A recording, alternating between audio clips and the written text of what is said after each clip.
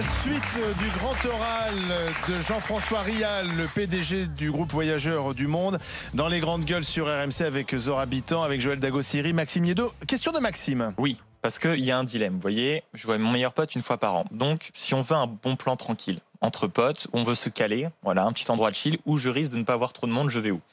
Un petit endroit de chill. Hein. Oui. Alors, Oui. c'était- Je suis un peu American.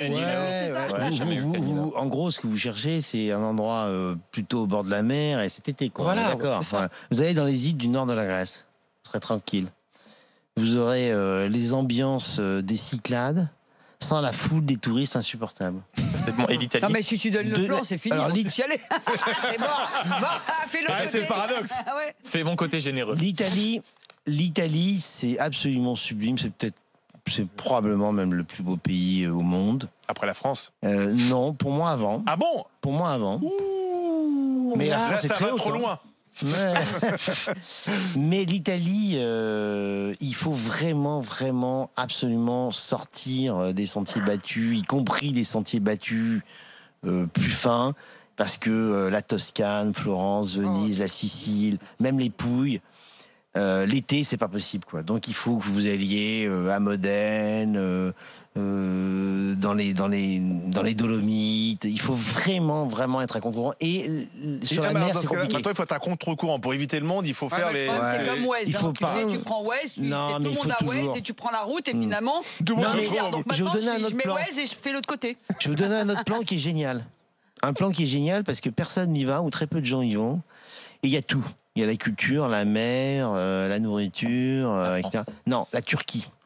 La Turquie est un pays qui est totalement délaissé à cause de son dictateur Erdogan. On peut le comprendre d'ailleurs, parce que ce monsieur est absolument insupportable. Mais par contre, c'est un pays fantastique. C'est un pays extraordinaire et qui, contrairement aux destinations du monde musulman du sud de la Méditerranée qui ont énormément repris, Égypte, Maroc, Tunisie, aussi. et de l'autre côté d'ailleurs aussi Oman ou Israël-Palestine, la Turquie, ça n'a pas vraiment repris. Et la Turquie, c'est un terrain de jeu fantastique. Fantastique. C'est un énorme pays, et des choses fantastiques, et des super hôtels. Donc, si vous n'avez pas encore réservé vos vacances et que vous cherchez où aller, que vous aimez ou la culture ou la mer, la Turquie, c'est un bon plan. Le problème du surtourisme, parce que en fait, tout le monde va aller au même endroit, Ouais. au même moment, et c'est normal. On a tous envie un jour de voir Venise, de voir Paris, pour ceux qui ne connaissent pas Paris, d'aller à Amsterdam, Barcelone, Dubrovnik, sauf que dans ces villes, ça devient un peu l'enfer. D'ailleurs, on est en train de réfléchir à mettre des péages à touristes, quasiment. Comment on fait pour lutter contre le surtourisme? On est de plus en plus nombreux sur cette planète, on est de plus en plus nombreux à vouloir voyager quand on a un peu les moyens, parce qu'il y a beaucoup de gens qui ne peuvent malheureusement pas voyager faute de moyens, mais on voit le trafic aérien progresse. Comment on fait? Eh bien, la première chose à faire, c'est de réfléchir. C'est-à-dire qu'on ne peut pas voyager comme ça, en se disant, je vais au Caire, je vais à Dubrovnik, je vais à Barcelone, et sans se poser de questions. C'est-à-dire que si vous voulez bien voyager, c'est un effort. Alors, qu'est-ce qu'on peut faire? Évidemment, aller dans des endroits où il y a beaucoup moins de monde. C'est pas toujours possible. C'est pas forcément les endroits qu'on a envie de voir. Oui, je vais y venir, Olivier. Je vais y venir. Mais je fais dans l'ordre. Déjà, il y a tous ceux qui sont déjà allés 50 fois à Barcelone. Ils sont pas obligés d'aller revenir à Barcelone. Ils peuvent aller à Valence, qui est une ville fantastique, qui est géniale, qui est aussi créative que Barcelone. Et ils sont pas obligés de faire les moutons, hein, le mouton de base, qui revient toujours à Barcelone et qui va sur les grandes avenues. Bon, il n'est pas obligé, celui-là. Bon. Deuxièmement, si vous voulez absolument aller à Barcelone et que vous n'y êtes jamais été, très bien. Essayez d'y aller à des périodes où il y a moins de monde. Vous parliez de Venise. Par exemple, au moment de l'Aqua Alta, les gens sont un peu effrayés, ils n'ont pas envie de marcher les pieds dans l'eau, alors que c'est absolument génial. Eh bien, allez-y au moment de l'Aqua Alta. Et puis, on continue encore, parce que je vous vois venir. Vous allez me dire, mais celui qui peut partir que pendant les vacances scolaires à Venise. Bon, eh bien, très bien, il va à Venise pendant les vacances scolaires, mais au lieu d'aller dormir sur la Grande Île et de se circuler toujours entre l'Accademia, San Marco et Rialto, il va dormir dans le nord de l'île de Murano. Il sera tout seul, même en haute saison. Et puis, vous allez encore me dire, oui, d'accord, très bien, mais lui, il a quand même envie de voir San Marco. Ah oui. Eh bien, il y a des horaires à San Marco où il n'y a personne. 4h du matin. Mais c'est comme le ski, c'est pareil. Oui, 4h du matin. Et alors, Ah on est très bien à 4h du matin à Avec San les Marco. pigeons qui sont fatigués. Eh bien, il faut savoir choisir. Mais oui, Soit c'est vous vrai. voulez être dans la foule, il y a des gens qui adorent ça, Non, c'est vrai. c'est leur choix. Soit Non. vous faites un effort fort Mais c'est et comme vous le- réfléchissez, eh bien moi je vais vous dire, je voyage dans le monde entier, y compris dans des zones qui sont extrêmement touristiques ou pas touristiques, j'essaie d'éviter. Eh bien, je suis toujours tout seul. Ouais, c'est Pourquoi? vrai. Parce Mais que je le- fais un effort. Je vais vous donner un dernier exemple. vrai. J'aurais pas le dire, mais bon, tant pis. Ah. Si vous allez au Taj Mahal, tout le monde va aller voir le Taj Mahal en Inde. Eh ben, vous y allez par l'arrière. C'est-à-dire Eh ben, par le fleuve. Et vous serez tout seul. Un autre exemple, encore. Il y a un monde fou encore. C'est un des plus beaux sites extraordinaires d'Asie. Mais tout le monde est sur 5% du site. Les gens adorent être Faut faire faire comme un les pas de mouches, côté quoi. à chaque fois. En Mais fait. oui, toujours un pas de Mais côté. on prend un exemple. Moi, quand on va au ski, on Ah va bah oui. pas à Serre-Chevalier, on va à Briançon. Ben voilà. Et à Briançon, il n'y a personne. Encore un exemple. Et t'es au pied des pistes. Enfin, le tout Mont-Saint-Michel, c'est le Mont-Saint-Michel. Ah bah justement, j'allais y Bah non, venir. bah non. Ah bah j'allais y venir. Comment on va au Ah bah, Mont-Saint-Michel sans Mont-Saint-Michel. savoir personne Ah bah moi j'ai une solution. On y Moi va j'ai pas. une solution. Parce que Si par on y l'arrière, va, ça, En comment fait, on faut fait réfléchir, si on y il a va, raison. si on y va, mais au lieu d'aller au Mont-Saint-Michel et de se retrouver dans un parking épouvantable, on se retrouverait chez Euro Disney et de voir ce site totalement bousillé par les infrastructures touristiques de masse, on va à Cancale. On va déjeuner chez Olivier Rollinger et on regarde le Mont-Saint-Michel de loin et on est tout seul.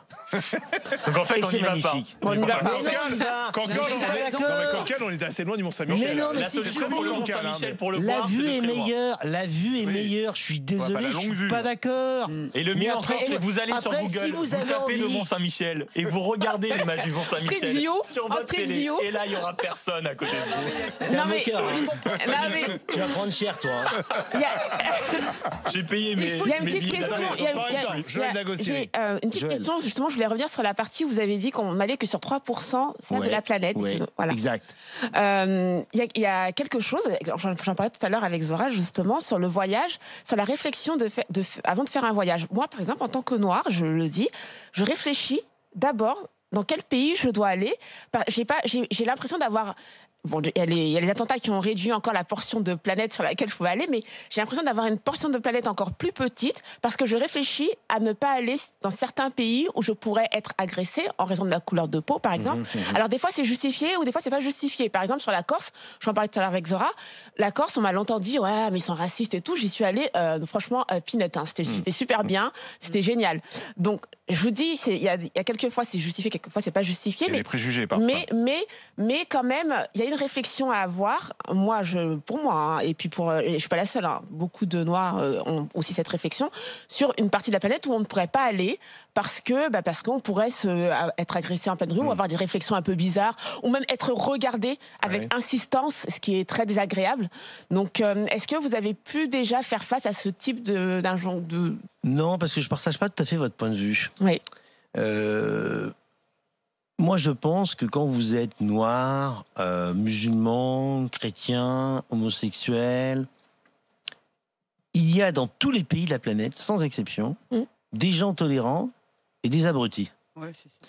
Et donc, mais- je pense que sauf exception extrêmement pointue, par exemple, vous voyez, prenons l'Autriche. L'Autriche a voté extrêmement Front National, populiste, extrême droite. Il y a énormément d'Autrichiens qui sont très tolérants et je suis pas sûr que si vous, en tant que Noir, si vous alliez en Autriche, vous fassiez plus Mais je agresser suis pas- qu'ailleurs. Non, mais je vous le dis voyez parce que par expérience, Où est-ce que tu t'es fait par agresser expérience, j'ai pu avoir des réflexions. Il y a comme vous dites, il y a des cons partout. Par contre, l'expression de la connerie peut être différente d'un pays à l'autre. Par exemple, je sais pas, vous allez aux États-Unis, il y a des racistes comme partout. Ouais. Mais je suis à peu près sûre que si je marche dans New York, je vais pas me faire arrêter en disant voilà. Mais où est-ce que ça va vous arriver ça en Non, tant mais que Noir, Joël ça m'est arrivé par exemple à Marrakech. Vous voyez Ouais, mais- Alors que quand je suis partie, c'est très différent. Quand vous allez en club, par exemple, je suis partie plusieurs fois en Tunisie en club, Ouais. zéro problème. Hein. Ouais. Et même dans les rues, d'ailleurs, je suis sortie pour faire mon marché, zéro problème. Par contre, à Marrakech, dans la rue, j'étais Mais pas vous en êtes- club, hein, j'avais pris un Ouais. souk, voilà. Et je me suis fait quand même. Voilà, j'ai eu des réflexions, j'ai pas envie de les dire, mais j'ai eu des réflexions qui sont assez désagréables. Donc je vous le dis parce que c'est une réalité, c'est pas un Oui, mais moi je fantasme crois que me pas fais, qu'à hein. Marrakech et au Maroc, les gens soient plus racistes envers les blacks que la moyenne. Hein. Je crois Mais c'est pas. l'expression, Il y a une espèce c'est de l'expression. tradition entre les Arabes et les Noirs que vous connaissez, parce que les Arabes ont colonisé les Noirs en les esclavagisant pendant un certain nombre de siècles. Donc il y a quelques tensions historiques. Mais globalement, moi, je voyage beaucoup au Maroc avec des amis blacks. Ils n'ont jamais été agressés comme ça. Hein. Est-ce qu'il y a encore des coins qu'on n'a pas découverts voilà. Est-ce qu'on a l'impression que la planète est petite, maintenant de plus en plus petite? Mais c'est l'inverse. C'est l'inverse. Les États-Unis, tout le monde va aux États-Unis. Mais tout le monde va à New York, éventuellement à Boston, éventuellement en Californie, éventuellement dans les parcs américains. Mais personne ne va à Chicago, personne ne va dans le Wyoming, personne ne va dans le Kentucky, etc., etc., etc. Les États-Unis, c'est fabuleux. Et vous pouvez être seul. En ce moment, vous voyez, par exemple, tout le monde va au Japon. Tout le monde va au Japon. Ouais. C'est la folie. S'il y a vraiment un pays où il ne faut pas aller en ce moment, je vous le dis, c'est le Japon. Pourquoi ? C'est extrêmement cher et vous n'avez pas de place. Bon. Mais si vous allez dans le nord du Japon, c'est sublime, il n'y a personne. Voilà. En France, le pays le plus visité au monde, en été en particulier, mais même en général, il y a plein d'endroits où vous n'avez personne. En France, trouvez-moi une plage où il n'y a personne en France. Les plages, est-ce que tu es obligé de te faire les vacances à la plage? Je vais pas aller au ski l'été, donc tu vas à la plage l'été. Si vous voulez aller à la plage, si vous voulez aller à la plage en France, je ne sais pas, parce que moi je suis pas un grand adepte de la plage. Encore que, je vais vous donner un exemple. Les plages de l'Atlantique, les très grandes plages de l'Atlantique, magnifiques. Des belles plages. Par exemple, sont très souvent, il n'y a personne. Les plages landaises. Mais oui, il n'y a personne. C'est vrai. Donc vous pouvez y aller, c'est tellement grand, c'est sublime. Il y a plein d'endroits où il n'y a personne en France. Moi, je sais que Où ça, Zora? Donne-nous une adresse. Il y aura un monde fou maintenant. Mais... Super, tu vas sur l'Atlantique, toute la côte atlantique. Moi, mes beaux-parents habitent La Rochelle, donc on connaît super bien. Mais c'est magnifique. Moi, j'ai fait toute la route des vins, il n'y a personne. Et en fait, moi, ce que je ne comprends pas, c'est que nous, on voyage en France depuis 35 ans avec mon mari, parce qu'on adore ce pays et qu'on le connaît de A à Z. À chaque fois, on nous dit c'est noir. Jamais j'ai fait les routes noires. Parce que nous, on prend pas l'autoroute, parce qu'on intègre le trajet dans notre... Et on n'est jamais dans des locs au plein milieu du monde. Non, mais c'est sûr qu'on n'est pas obligé d'être tous sur l'autoroute. Mais oui, et déjà. de tous faire la queue à la station-service pour acheter de la bouffe dégueulasse. Mais oui. Et sous plastique. Mais on n'est pas obligé de faire ça. Tu prends les petites routes, tu te fais des restos. Tu mets 4 jours pour arriver à l'endroit. Moi, je mets 3 jours pour aller en Corrèze. Oui. Mais souvent, il y avait Olivier, il y avait une légende, je ne sais pas si c'est une légende, mais qui disait que ça coûtait plus cher de voyager en France que d'aller à l'étranger. Par exemple, souvent, quand il y avait encore le gros trafic vers la Tunisie, 2 heures, on voyait des prix à une semaine à 400 € ou à 300 et quelques. C'est globalement vrai. C'est-à-dire que la France est plus chère que la Tunisie, la France est plus chère que la Grèce, la France est plus chère que le Portugal. Et après, vous avez le transport à intégrer. Bon, il y a tout ça, quoi. Voilà. Mais globalement, la France est un pays qui n'est pas bon marché. D'ailleurs, le tourisme vert, il est en pleine expansion en France. Hein. Il y a et même à Paris, on parlait de Paris tout à l'heure. Mais je suis désolé, nous on a de plus en plus de clients étrangers dans notre métier, ils viennent à Paris, on n'est pas obligé de tous les envoyer au Louvre à la même heure, ils peuvent aller dîner dans les restaurants branchés de l'Est parisien où il n'y a pas un touriste. Ils mettront 10 heures pour traverser Paris, avec les chantiers. Ça, on peut en parler, Olivier, si vous voulez, c'est pas un problème. Mais vous savez qu'on est en désaccord là-dessus, en désaccord profond, parce que moi je pense que le verdissement de Paris et rendre cette ville plus écologique, malgré les inconvénients majeurs, et vous avez raison, que nous subissons, est une nécessité vitale. Et Anne Hidalgo fait la preuve d'un courage politique rare, parce que c'est pas dans son intérêt. Vous connaissez beaucoup de politiques, Olivier. Je vous pose une question. Vous connaissez beaucoup de politiques qui prennent des décisions qui sont contraires à leurs intérêts électoraux à court terme? Mais je pense pas que c'est contraire. Je pense qu'au contraire, elle fait de l'électoralisme. Ah, moi, je crois pas. Si, elle vise son électorat de base, qui est un Parisien sans voiture, plutôt célibataire, qui vit dans le centre de Paris, qui n'a pas besoin d'un grand logement. Les familles partent, quittent Paris, les classes moyennes quittent la capitale. C'est pas forcément d'ailleurs sa propre responsabilité, parce que dans toutes les grandes villes, les prix montent. Mais Paris, c'est la seule capitale qui perd des habitants. Donc vrai, ça devrait faire réfléchir ceux qui dirigent cette ville. Mais en même temps, elle a relancé une politique de logements sociaux privilégiant ceux qui travaillent dans Paris, qui fait qu'aujourd'hui, on a quand même 550 000 personnes qui logent dans les logements sociaux, ce qui est quand même pas rien. Oui, mais quoi. c'est que ces grandes villes vont devenir des villes à la fois de très riches et de pauvres, en fait. Oui, et la classe moyenne, qui est quand même majoritaire dans ce pays, où va-t-elle habiter? Alors, Olivier, elle va habiter à 50 km des centres-villes. Alors, cette classe moyenne doit avoir 2 voitures pour se déplacer, mais alors après, on les taxe parce que 2 voitures, c'est pas bien, ça pollue. Je pense que ce que vous soulevez sur la répartition des classes dans les grandes villes occidentales est une très bonne question et je pense qu'il faut y répondre. Par contre, c'est pas pour autant qu'il ne faut pas transformer cette ville pour qu'elle soit, je dirais, gérable, vivable dans le cadre de la révolution climatique que nous allons subir. C'est-à-dire que moi, je suis venu en vélo, là, vous voyez, aujourd'hui, j'ai traversé tout Paris. Je n'aurais pas pu le faire en voiture aujourd'hui. Ah bah non. J'aurais pas pu, voilà. Ah, parce que tout est fait pour que vous ne puissiez pas le faire en voiture. Oui, mais je pense que la voiture doit garder une place, mais elle doit garder une place raisonnable en proportion de ce qui est nécessaire.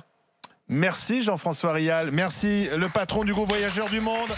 Merci d'être venu à la table des grandes gueules. Allez, à suivre les GG, vous. RMC, les grandes gueules.